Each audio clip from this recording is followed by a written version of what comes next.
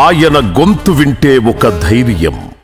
మా ప్రాణాలు పోయినా సరే ప్రాణాలు బలివేతం గాని తెలంగాణ తీసుకునేదాకా ఊరుకోము. ఆయన పిడికిలెత్తి నినదిస్తే ఉరకలేసే ఉత్సాహం. జై తెలంగాణ. ఆయన మాట్లాడితే మన బతుకులకు భరోసా.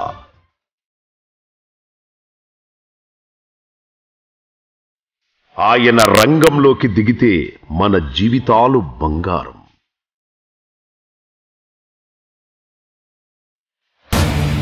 నాయకుడికి అసలు సిసలు నిర్వచనం కేసీఆర్. తెలంగాణ ప్రజల వెనక నిలిచిన బలం.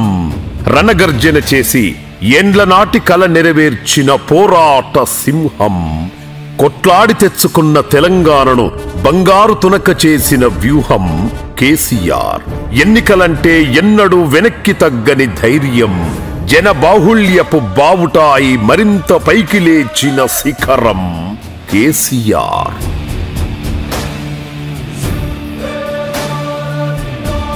తెలంగాణ ప్రజలపై ఆయనది చెక్కు చెదరని నమ్మకం.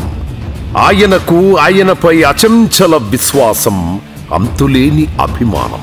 అధికారిక సమావేశాల్లో రాజనీతిజ్ఞుడిగా విషయ పరిజ్ఞానంతో మాట్లాడే కేసీఆర్ ఎన్నికల సమరాంగణంలో బక్కపలచని యుద్ధ బేరీగా మారిపోతారు.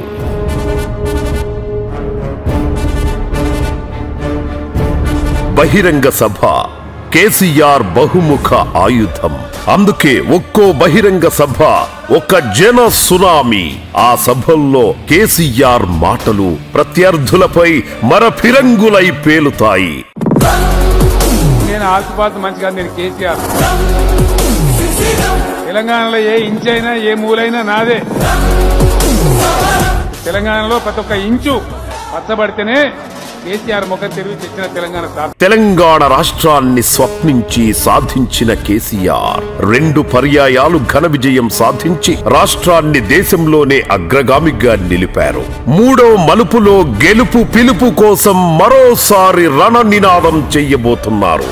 తొలి దశలో అక్టోబర్ 15 నుండి 17 రోజుల పాటు 41 సభలతో అప్రతిహత జైత్రయాత్రకు శ్రీకారం చుడుతున్నారు కేసీఆర్. వరుసగా 2 సార్లు హుస్నాబాద్ నుంచి ప్రచారాన్ని మొదలుపెట్టి విజయ ఢంకా మోగించిన గులాబీ అధినేత ఈసారి కూడా అక్కడి నుంచే రథారూఢుడై కదలనున్నారు. చెప్పింది చేసే కేసీఆర్ చేసింది చేయబోయేది చెప్పబోతున్నారు.